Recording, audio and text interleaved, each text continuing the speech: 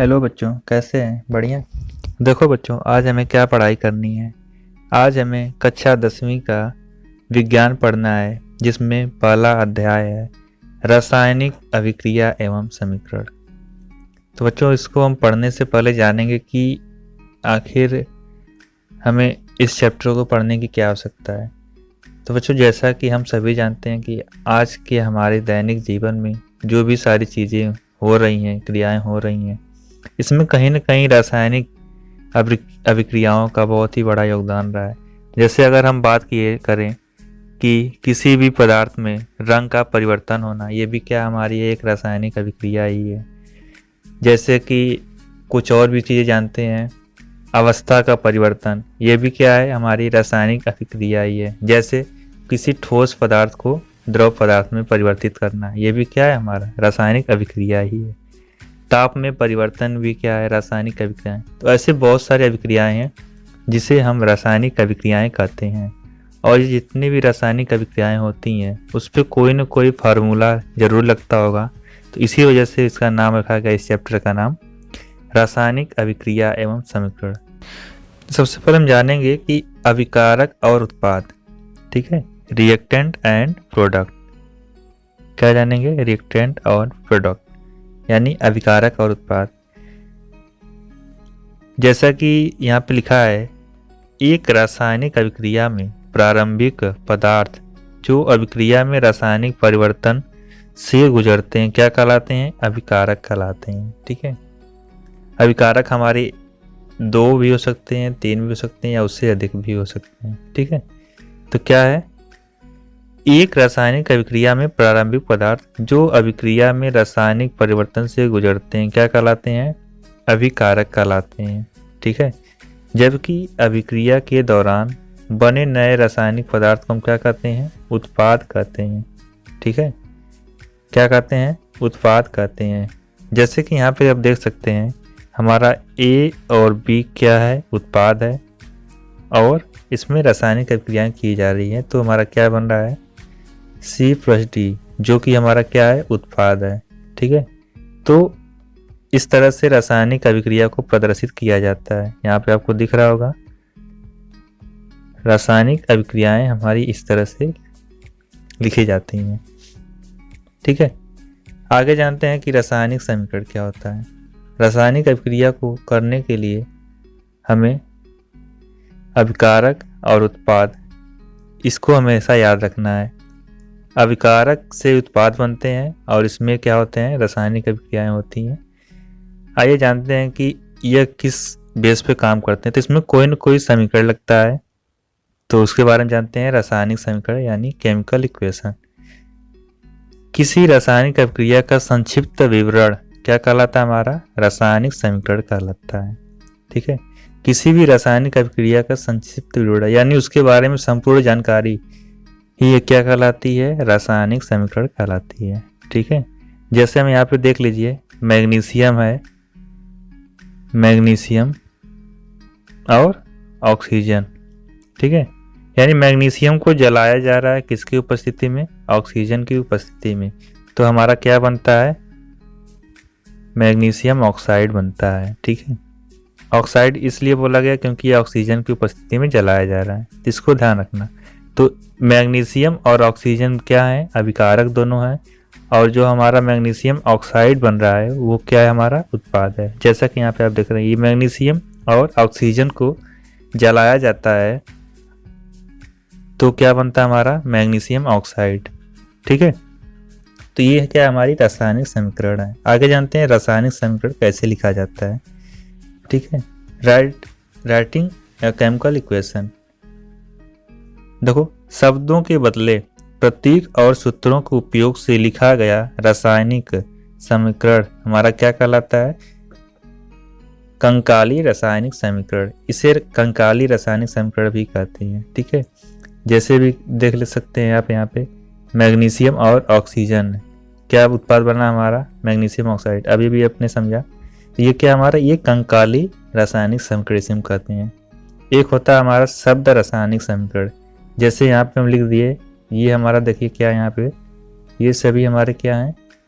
शब्द रासायनिक समीकरण, यानी कि हम प्रतीक से नहीं बता रहे हैं इस समीकरण को, शब्दों के माध्यम से ही इस समीकरण को हम बता रहे हैं। ठीक है, तो ये हमारा क्या है, शब्द समीकरण, और इसे हम क्या बोल सकते हैं, कंकाली रासायनिक समीकरण। ठीक है, तो ये हो गया हमारा रासायनिक समीकरण और रासायनिक समीकरण कैसे लिखा जाता है। आगे देखते हैं रासायनिक समीकरण को संतुलित कैसे किया जाता है। बैलेंस्ड केमिकल इक्वेशन देखेंगे, ऐसे रासायनिक समीकरण जिसमें प्रत्येक तत्व के परमाणुओं की संख्या दोनों तरफ क्या होती है, समान होती है। यानी कि दोनों तरफ की संख्याएं जब समान होंगी तभी क्या होंगी, यह रासायनिक अभिक्रिया संतुलित होगी। जैसे कि यहाँ पे आप देख सकते हैं जिंक हो गया और H2SO4 यानी सल्फ्यूरिक अम्ल, ये दोनों क्या है, हमारे अभिकारक हैं। उत्पाद क्या बनता है, यहाँ से हमारा हाइड्रोजन मुक्त होता है और जिंक जो होता है SO4 के साथ जुड़ के क्या बनाता है, एक नया उत्पाद बनाता है। क्या बनाता है, जिंक सल्फेट। जिंक सल्फेट उत्पाद बनाता है और हाइड्रोजन गैस हमारी क्या होती है, मुक्त हो जाती है। तो इसमें हम देखेंगे कि यहाँ पर हमारा जिंक कितना है, 1 है। यहाँ पर जिंक कितना है, 1 है। हाइड्रोजन यहाँ पे कितना है, 2 अणु है, 2 हो गया हमारा। और SO4 कितना यहाँ पर, 1 ही है। ठीक है, तो इस तरह से हम बोल सकते हैं कि यह अभिक्रिया हमारी क्या है, संतुलित रासायनिक समीकरण है। ठीक है, इसको ध्यान रखना। आगे देखेंगे कि द्रव्यमान संरक्षण का नियम। ठीक है, तो इसको हम ध्यान रखेंगे। इस नियम के अनुसार यह बताया गया है कि किसी भी रासायनिक अभिक्रिया में जो होता है, द्रव्यमान का ना ही निर्माण होता है और ना ही विनाश होता है। ठीक है, यानी कि द्रव्यमान संरक्षण यह कहता है कि किसी भी रासायनिक अभिक्रिया में द्रव्यमान का कोई रोल नहीं होता है, ना तो यह बनेगा और ना ही यह नष्ट होगा। ठीक है, आगे जानते हैं रासायनिक अभिक्रिया के कितने प्रकार होते हैं। टाइप्स ऑफ केमिकल रिएक्शन, यह अपने गुणों के आधार पर क्या होते हैं, अलग अलग होते हैं। तो सबसे पहले हम क्या जानेंगे, संयोजन अभिक्रिया। ठीक है, संयोजन अभिक्रिया हम जानेंगे सबसे पहले। ध्यान से समझते जाएंगे और अपने नोट्स धीरे धीरे बनाते जाएंगे। ठीक है, चलिए आगे बढ़ते हैं। क्या है, कॉम्बिनेशन रिएक्शन। क्या कहता है, ऐसी अभिक्रिया जिनमें 2 या 2 से अधिक अभिकारकों के मेल से एक ही उत्पाद बनता है, क्या कहलाता है, संयोजन अभिक्रिया। यानी कि कई अलग अलग अभिकारक जो होते हैं आपस में मिलकर एक अकेला उत्पाद बनाते हैं। ठीक है, उदाहरण में देखिए, जैसे हमारा क्या है, कोयले का जलना। कोयला हमारा जो ठोस पदार्थ होता है जिसे ऑक्सीजन की उपस्थिति में जलाया जाता है। जितनी भी वस्तुएं या पदार्थ होते हैं सभी ऑक्सीजन की उपस्थिति में क्या होते हैं, जलते हैं। ठीक है, यानी कि जहाँ पे ऑक्सीजन की मात्रा पाई जाएगी वहीं पर क्या होगा, दहन की क्रिया प्रारंभ होगी। ठीक है, तो क्या हो गया, कार्बन प्लस ऑक्सीजन क्या बना हमारा, CO2 गैस बनता है। ठीक है, ये क्या हो गया हमारा, यानी कार्बन और ऑक्सीजन दोनों आपस में मिले हैं तो क्या बनाए हैं, CO2 गैस बनाए हैं। आगे देखते हैं, H2 व O2 से पानी बनना। हाइड्रोजन को ऑक्सीजन की उपस्थिति में जब हम गर्म करते हैं तो क्या बनता है हमारा, H2O बनता है। ठीक है, क्या बनता है, H2O बनता है। ठीक है, तो ये हमारा हो गया संयोजन अभिक्रिया, इसको ध्यान रखना है। संयोजन अभिक्रिया में क्या होते हैं, अभिकारक जो होते हैं इनके मेल से या इनके जुड़ने से ही क्या बनते हैं, एक नया उत्पाद बनता है और इसी को क्या कहते हैं, संयोजन अभिक्रिया कहते हैं। ठीक है, आगे बढ़ते हैं, ऊष्माक्षेपी अभिक्रिया क्या होती है। देखो, कोई भी अभिक्रियाएं होती हैं, ठीक है, तो उसमें दो क्रियाएं जरूर होती हैं। ठीक है, या तो ऊष्मा शोषित होगा या तो ऊष्मा क्या होगा, या तो ऊष्मा शोषित होगा या तो ऊष्मा ग्रहण करेगा। ठीक है, तो इसको देखना है। सबसे पहले क्या है, ऊष्माक्षेपी अभिक्रिया, एक्सोथर्मिक रिएक्शन।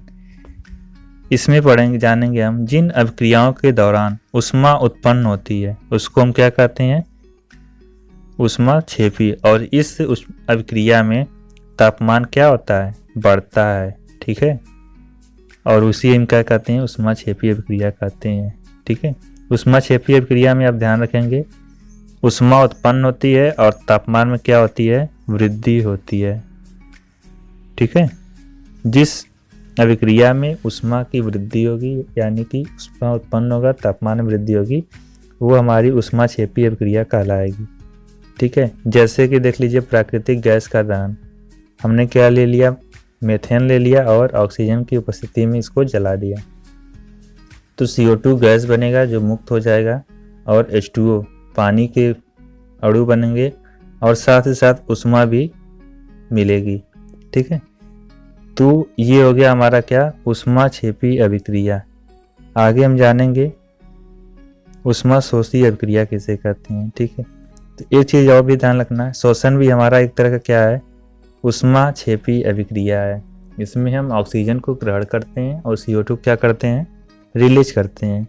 इसमें भी क्या होता है, एक तरह की ऊष्मा निकलती है, तो इसको भी ध्यान रखना। चलो आगे जानते हैं एंडोथर्मिक रिएक्शन यानी ऊष्माशोषी अभिक्रिया। इसमें क्या होगा, ऊष्मा अवशोषित होती है। ठीक है, यानी जिन अभिक्रियाओं के दौरान ऊष्मा अवशोषित होती है अर्थात तापमान क्या होता है, कम होता है, ऊष्माशोषी अभिक्रिया कहलाती है। जैसे में देख लो N2 + O2 क्या बना हमारा, नाइट्रोजन मोनोऑक्साइड NO। इसमें क्या हो रहा है, इसमें भी ऊष्मा मुक्त हो रही है, इसको ध्यान रखना। कार्बन और सल्फर क्या बनेगा, कार्बन डाइसल्फाइड, और इसमें भी क्या होती है, ऊष्मा मुक्त, ऊष्मा क्या होती है, अवशोषित होती है। क्या होती है, ऊष्मा अवशोषित होती है, इसको याद रखेंगे। चलो आगे जानते हैं कि दूसरी हमारी अभिक्रिया कौन सी है।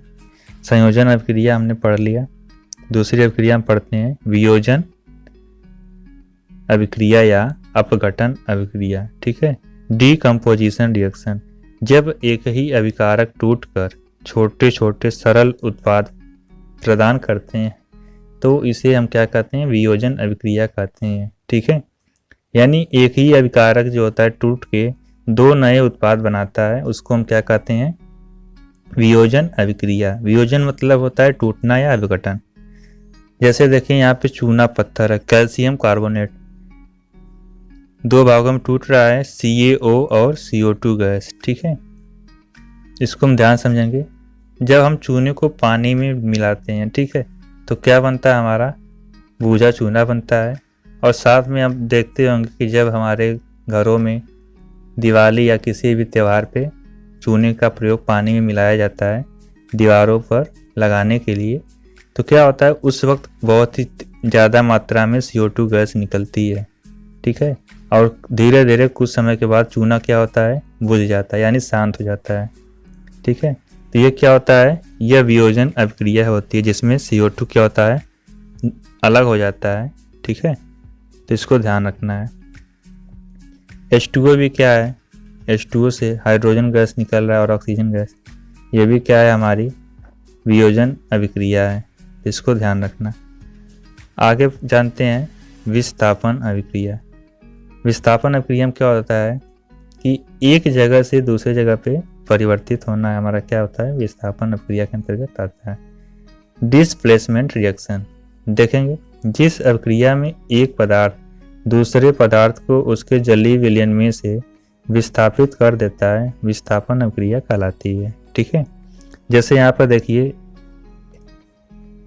AB+C है। ठीक है, और इसे प्रकाश की किरणों के द्वारा यानी कि अल्ट्रावायलेट किरणों की उपस्थिति में क्रिया कराई जा रही है, तो C जो है B को अलग कर देता है। ठीक है, और क्या बनाता है, AC+B, यानी कि यहाँ पर अवस्था का परिवर्तन हो रहा है, तो इसे हम क्या कहेंगे, इसे हम विस्थापन अभिक्रिया।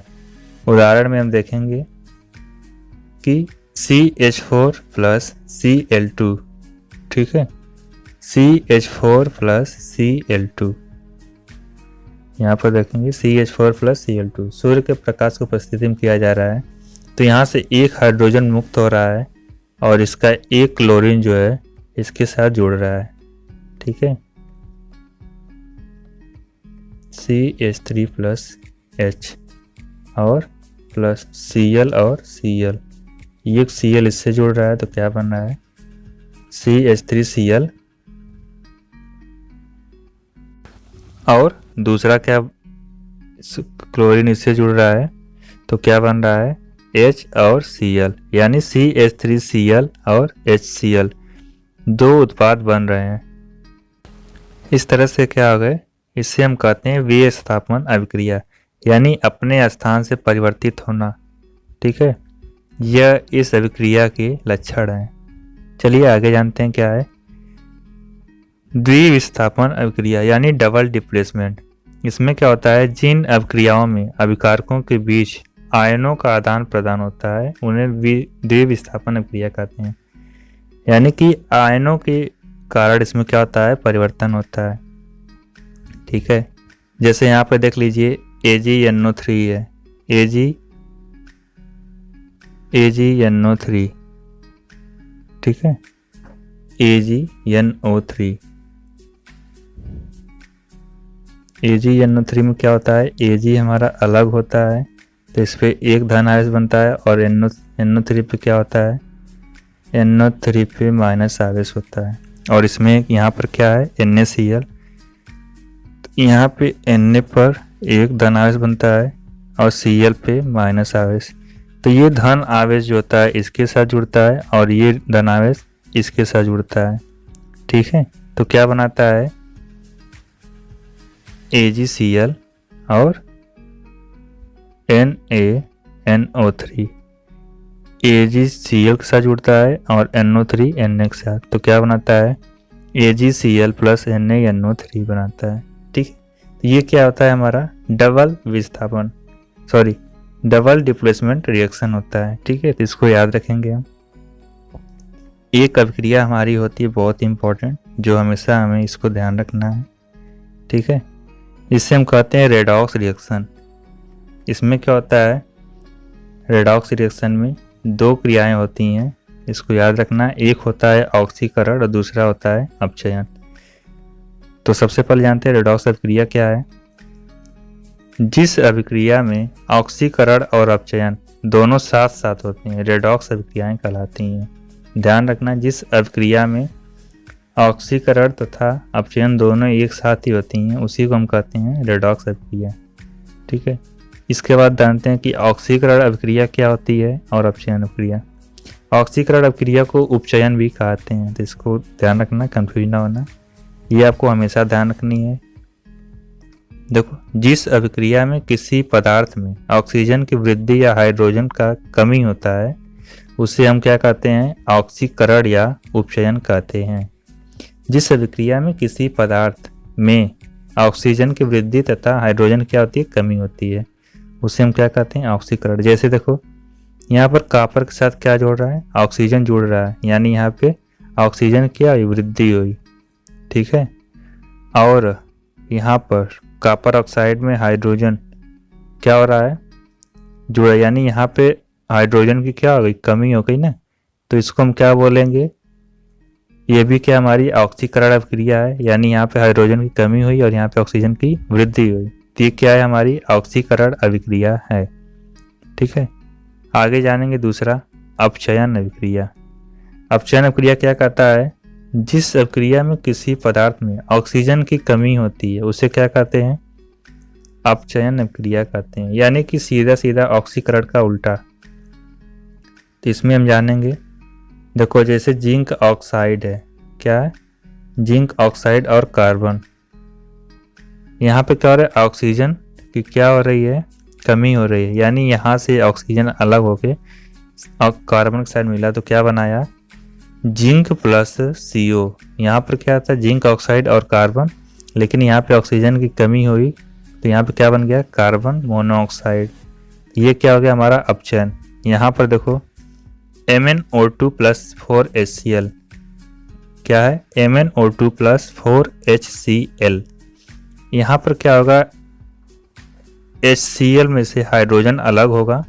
ठीक है, दो हाइड्रोजन अलग होके दो ऑक्सीजन साथ मिलेंगे तो क्या बनाएंगे, H2O बनाएंगे, जैसा कि यहाँ पे आपको दिख रहा है। और यहाँ से 2 Cl क्या होंगे, हमारा 2 Cl यहाँ पे अलग हो गए हैं, ठीक है। और यहाँ पे हमारा अकेला क्या बच रहा है, Mn बच रहा है। तो Mn हमारा किसके साथ जुड़ेगा, 2 HCl के साथ जुड़ेगा, तो बनाएगा MnCl2 plus 2H2O plus Cl2। ध्यान से देखो, यहाँ पर एक मैंगनीज है, यहाँ पर भी एक मैंगनीज है, यहाँ पे 2 ऑक्सीजन है, यहाँ पर भी 2 ऑक्सीजन है, ठीक है। यहाँ पर 4 हाइड्रोजन है, यहाँ पर भी 2 दूना 4 हाइड्रोजन है, ठीक है। यहाँ पे 4 Cl है, यहाँ पे 2 Cl 4 Cl। तो ये अभिक्रिया हमारी क्या है, संतुलित है पूरी तरह से, ठीक है। इसको ध्यान रखना। और इस तरह से हमारा चैप्टर क्या होता है, क्लोज होता है। लेकिन इसमें 2 चीज़ें ज़रूर होती हैं, तो इसको ध्यान रखेंगे। सबसे पहले देख लो संक्षारण यानी करोशन। जब कोई धातु अपने आसपास की आर्द्रता, अम्ल आदि से प्रभावित होती है तो यह संरक्षित होती है। यही प्रक्रिया क्या कहलाती है, संक्षारण। यानी कि जैसे कि लोहे पर जंग लगना हमारा क्या है, संक्षारण है। क्या है, लोहे पर जंग लगना, यानी कि लोहा जो है नमी की उपस्थिति के कारण क्या होता है, सड़ने लगता है। ये क्या हमारा संक्षारण है। इसको याद रखना। जब कोई धातु अपने आसपास की आर्द्रता यानी नमी, अम्ल आदि से प्रभावित होती है तो ये क्या होती है, संरक्षित होती है। यही प्रक्रिया संक्षारण कहलाती है, ठीक है। आखिरी क्या है, विकृत गंधता यानी रेंसिडिटी। जब वसा और तेलों का ऑक्सीकरण होता है या काफ़ी समय तक खुले में रखे रहते हैं तो उनकी गंध और स्वाद बदल जाते हैं। इसी घटना या स्थिति को क्या कहते हैं, विकृत गंधिता कहते हैं। जैसे हम देखेंगे घरों में अचार बनाने के लिए सिरका का प्रयोग किया जाता है। और सिरका कैसे बनता है, गन्ने के रस से। उसे धूप में रख के खुला छोड़ देते हैं और सड़ने देते हैं, तो धीरे धीरे क्या होता है, उसमें परिवर्तन हो जाता है। तो वही क्या होता है, विकृत गंधता। तो चलो बच्चों, आज के लिए बस इतना ही। मिलते हैं अगली वीडियो में एक नए अध्याय के साथ, नए टॉपिक के साथ, कुछ अलग जानने के लिए। तब तक के लिए आप सभी इसको अच्छे से पढ़ते रहें, ध्यान से पढ़ें और अपने सुंदर से नोट्स बनाते रहें। और जो भी सवाल आपके मन में उत्पन्न होते हैं उसको आप पूछें कमेंट के माध्यम से। आपके सुविधा के लिए व्हाट्सएप ग्रुप बनाया गया है, टेलीग्राम ग्रुप बनाया, उससे जुड़ें और बाकी लोगों को भी उससे ऐड करवाएं। और हमारे यूट्यूब चैनल को सब्सक्राइब करें, लाइक करें वीडियो को और कमेंट करें और शेयर करें। तो चलिए, जय हिंद, जय भारत।